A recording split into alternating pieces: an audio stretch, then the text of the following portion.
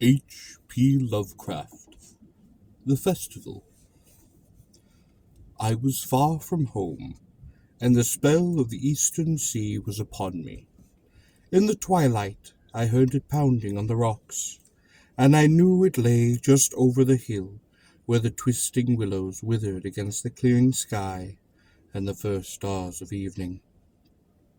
And because my fathers had called me to the old town beyond, I pushed on through the shallow, near fallen snow along the road that soared lonely up to where Aldebaran twinkled among the trees, on toward the very ancient town I had never seen, but often dreamed of.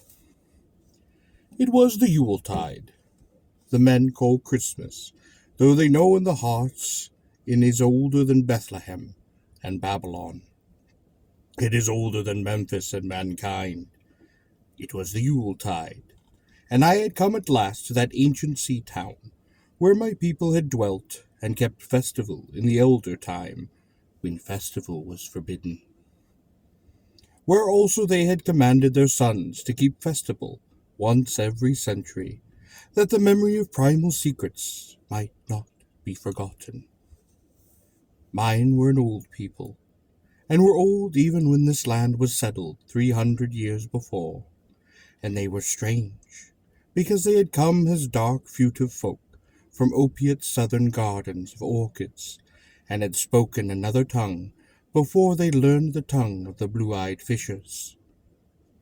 And now they were scattered, and shared only the rituals of mysteries that none living can understand.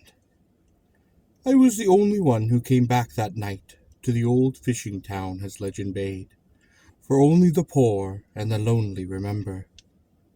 Then beyond the hill's crest I saw Kingsport, outspread frostily in the gloaming, snowy Kingsport, with its ancient vanes and steeples, ridge-poles and chimney-ports, wharves and small bridges, willow trees and graveyards, endless labyrinths of steep, narrow, crooked streets, and dizzy church-crowned central peak that time durst not touch, ceaseless mazes of colonial houses, piled and scattered at all angles and levels, like a child's disordered blocks.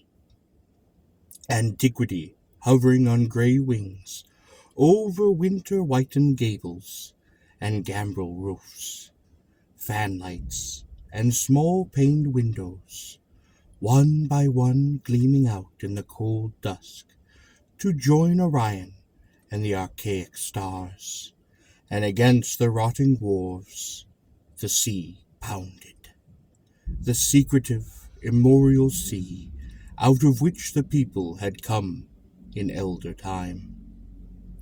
Beside the road at its crest a still higher summit rose, bleak and windswept, and I saw that it was a burying ground, where black gravestones stuck ghoulishly through the snow like the decayed fingernails of a gigantic corpse.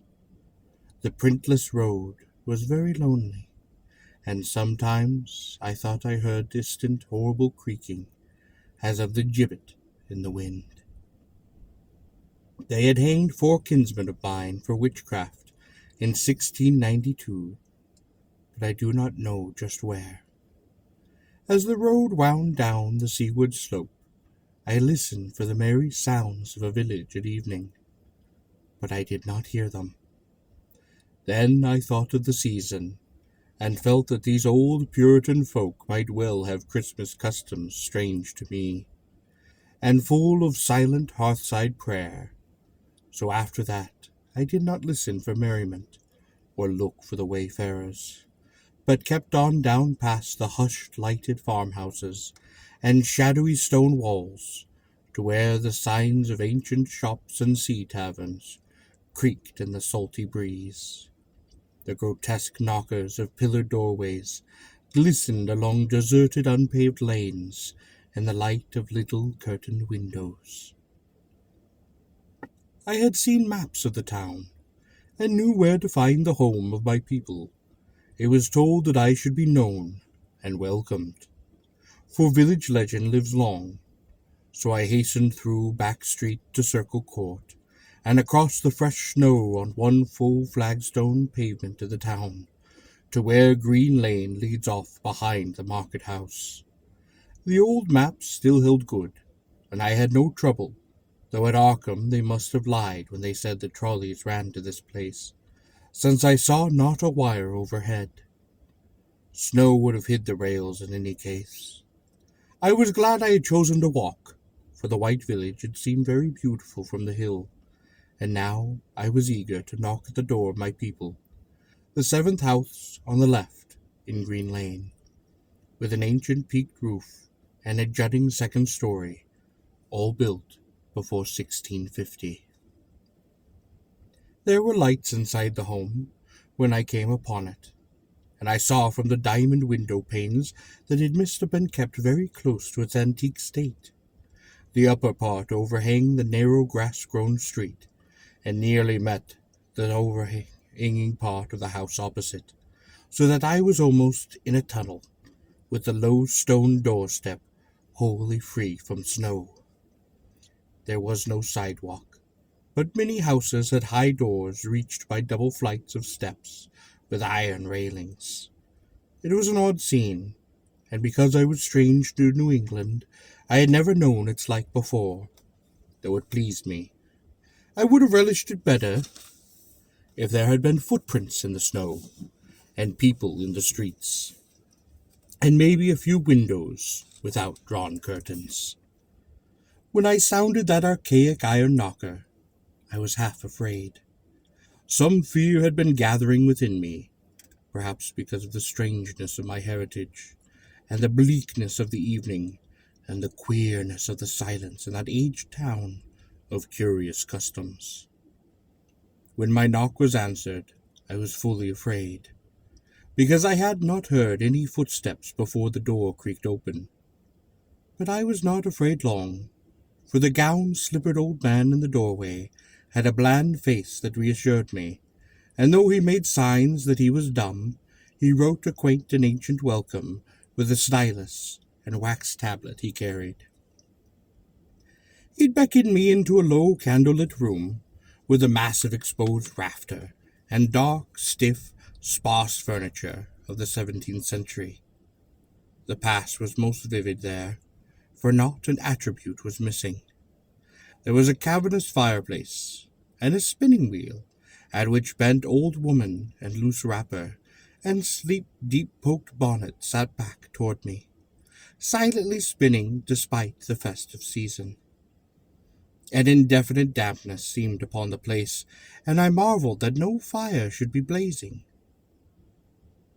The high-backed settle faced the row of curtained windows to the left, and seemed to be occupied, though I was not sure. I did not like everything about what I saw, and felt again the fear I had had. This fear grew stronger from what had been lessened before, for the more I looked at the old man's bland face, the more its very blandness began to terrify me. His eyes never moved. His skin was like wax. Finally, I was sure it was not a face at all, but a fiendishly cunning mask. But his flabby hands, curiously gloved, wrote generally on the tablet, and told me I must wait a while before I could be led to the place of festival. Pointing to a chair, a table, and a pile of books, the old man now left the room, and when I sat down to read, I saw that the books were hoary and mouldy, and that they included old Mariston's Wild, The Marvels of Science, the terrible Sadmascus Triumphs of Joseph Glanville, published in 1681, the shocking Daemonolitaria of Remigius, printed in 1595 at Lyons, and worst of all, the unmentionable Necronomicon of the mad Arab Abdul al-Sarid, in Olaus Wermus's forbidden Latin translation, a book which I had never seen, but of which I had heard monstrous things whispered. No one spoke to me, but I could hear the creaking of signs in the wind outside, in the whir of the wheel as the bonneted old woman continued her silent spinning. I thought the room and the books and the people very morbid, disquieting. But because an old tradition of my father's had summoned me to this strange feasting, I resolved to expect queer things. So I tried to read, and soon became tremblingly absorbed by something I found in that accursed Necronomicon, a thought and a legend too hideous for sanity or consciousness. But I disliked it when I fancied I heard the closing of one of the windows that the settle faced, as if it had been stealthily opened. I had seemed to follow a whirring that was not of the old woman's spinning wheel. This was not much, though, for the old woman was spinning very hard, and the age clock had been striking.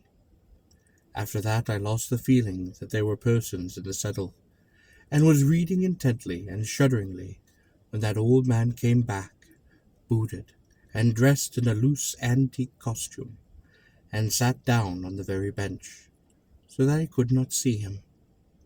It was certainly nervous waiting, and the blasphemous book in my hand made it doubly so. When 11 struck, however, the old man stood up, glided to a massive carved chest in a corner, and got 2 hooded cloaks, one of which he donned, and the other of which he draped around that old woman, who was ceasing her monotonous spinning.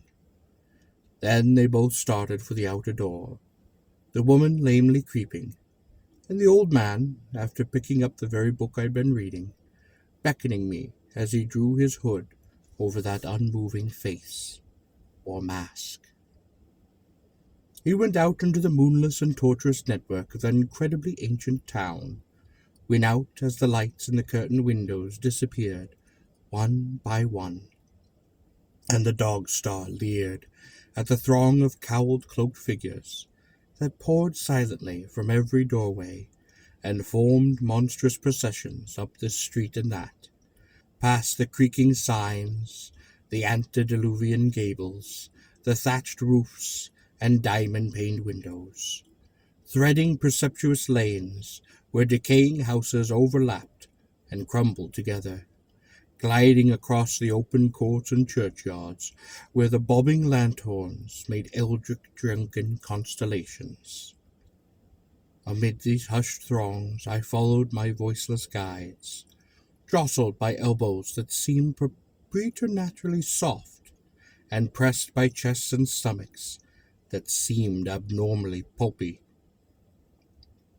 I saw never a face, I heard never a word. Up, up, the eerie column slithered, and I saw that all the travellers were converging as they followed near a sort of focus of crazy alleys at the top of a high hill in the center of the town. Here perched a great white church.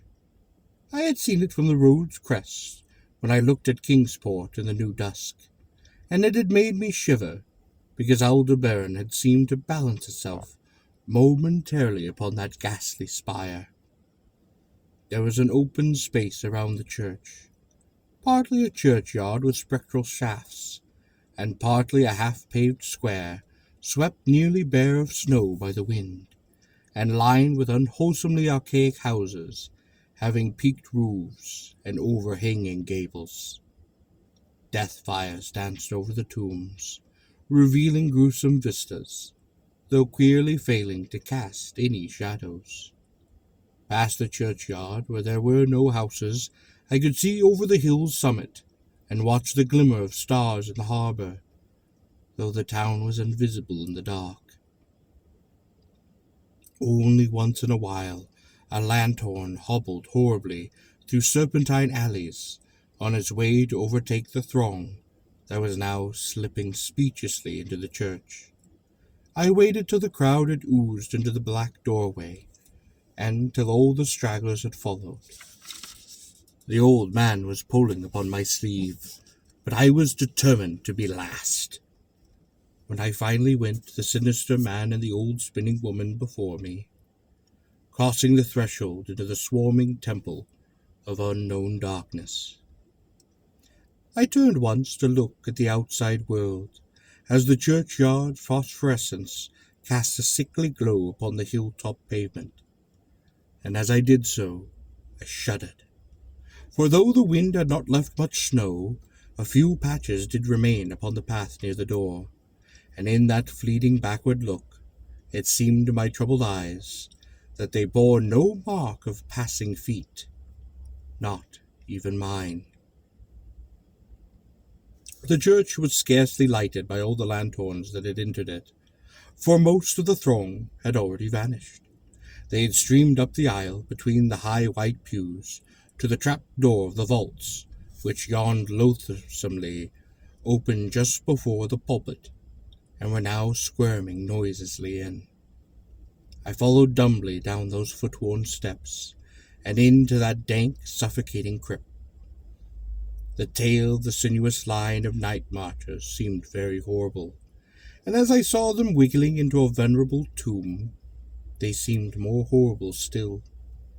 Then I noticed that the tomb's floor had an aperture down, which the throng was sliding, and in a moment we were all descending an ominous staircase of rough-hewn stone, a narrow spiral staircase, damp and peculiarly odorous, that wound endlessly down into the bowels of the hill, past monotonous walls of dripping stone blocks and crumbling mortar. It was a silent, shocking descent, and I observed after a horrible interval that the walls and steps were changing in nature, as if chiseled out of the solid rock. What mainly troubled me was that the myriad footfalls made no sound, set no echoes. And more aeons of descent, I saw some side passages or burrows leading from unknown recesses of blackness to this shaft of nighted mystery. Soon they became excessively numerous, like imperious catacombs of nameless menace, and their pungent odor of decay grew quite unbearable. I knew we must have passed down through the mountain and beneath the earth of Kingsport itself, and I shivered that a town should be so aged and magory with subterraneous evil. Then I saw the lurid shimmering of pale light, and heard the insidious lapping of sunless waters. Again I shivered, for I did not like the things that the night had brought, and I wished bitterly that no forefather had summoned me to this primal sight.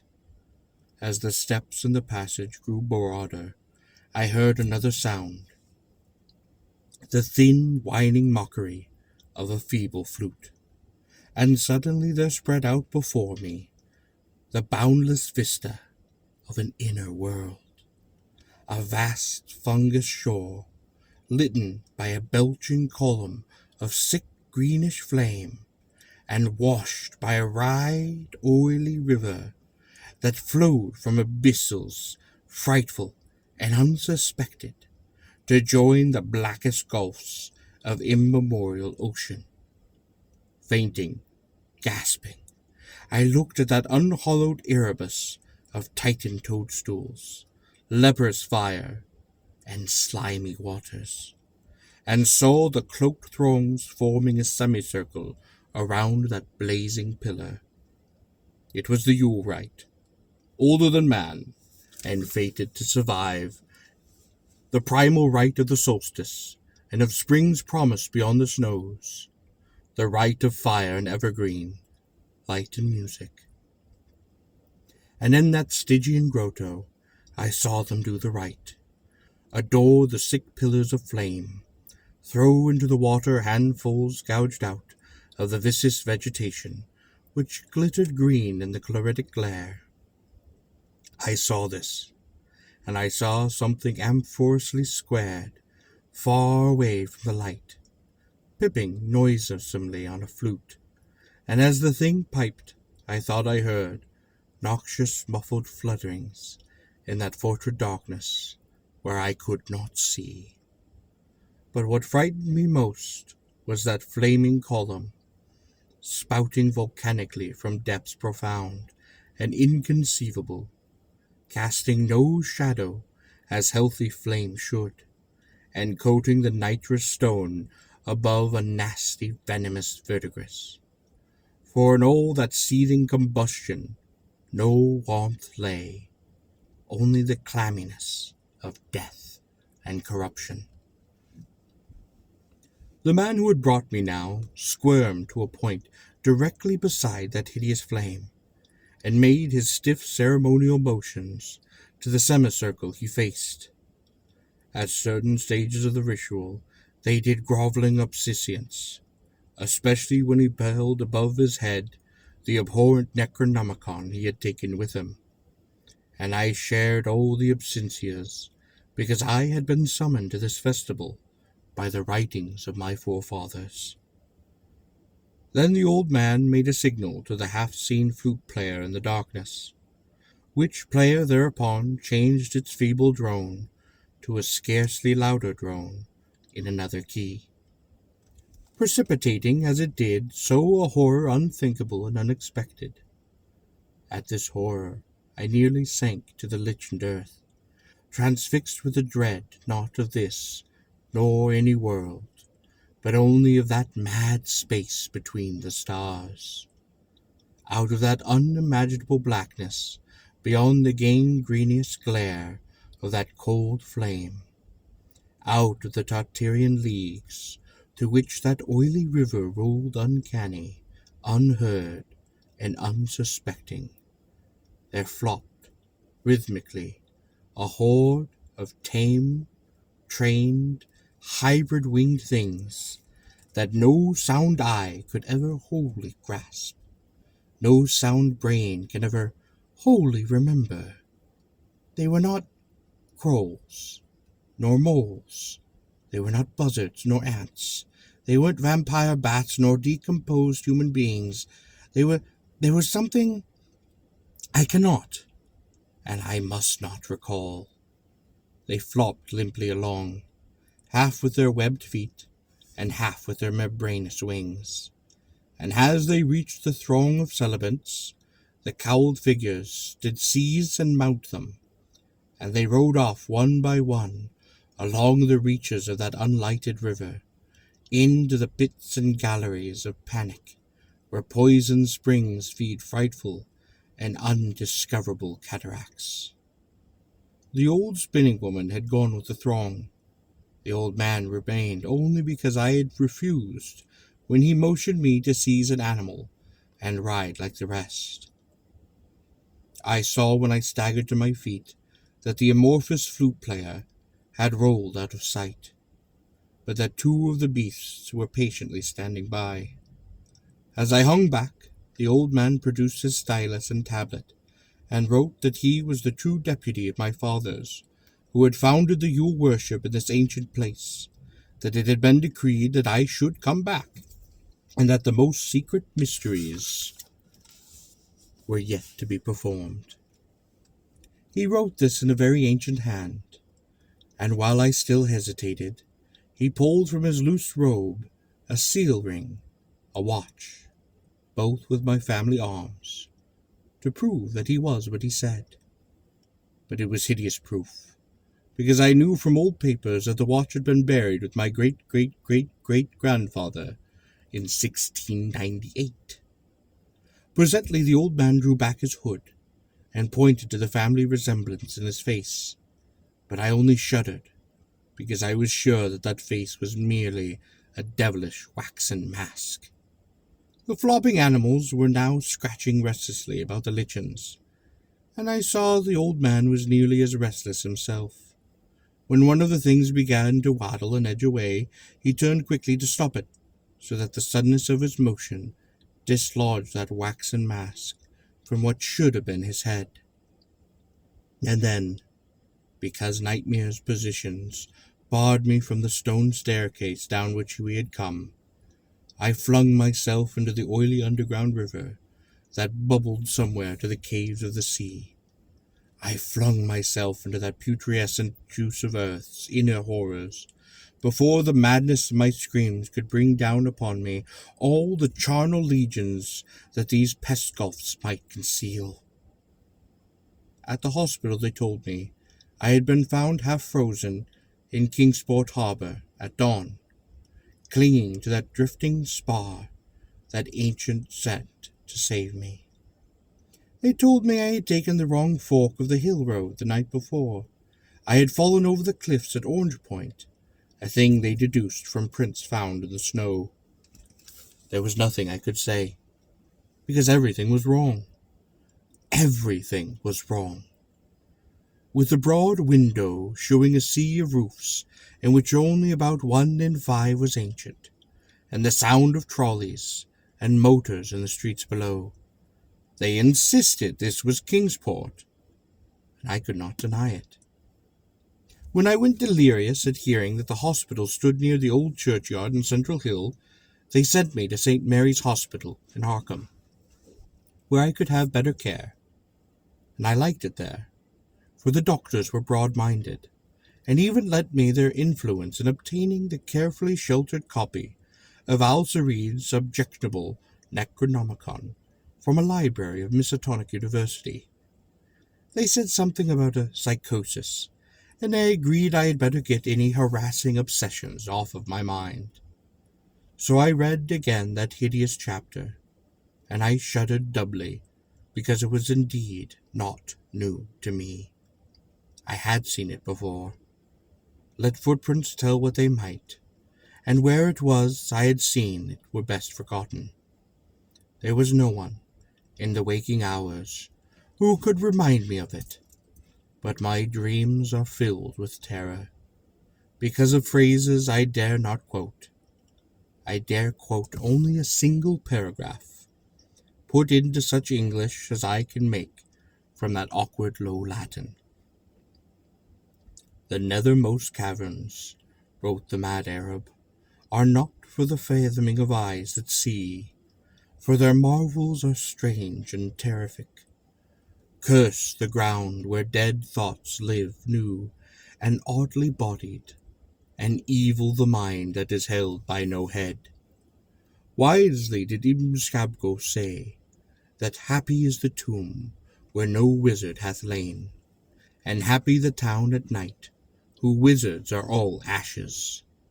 For it is of old rumour that the soul of the devil brought hastes not from his charnel clay, but fats, and instructs the very worm that gnaws, till out of corruption horrid life did spring, and the dull scavengers of earth wax crafty to vex it, and swell monstrous to plague it.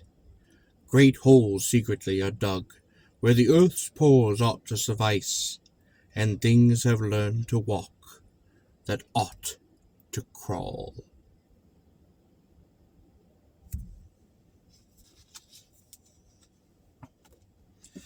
This brooding atmospheric tale was written around October 1923 and is clearly based upon Lovecraft's visit to Marblehead, Massachusetts in the December of 1922. Although the town of Kingsport was first created in The Terrible Old Man, it is only in this story that it is identified with Marblehead. Lovecraft later acknowledged that the story was inspired in part by his reading of Margaret A. Murray's The Witch Cult in Western Europe, which conjectured that the European witch cult had its origin in a pre-Aryan race that was driven underground, a theory now regarded as highly implausible. Lovecraft had also just discovered the works of Arthur Machen, whose tales embodied similar conceptions. It first appeared in Weird Tales, January 1925.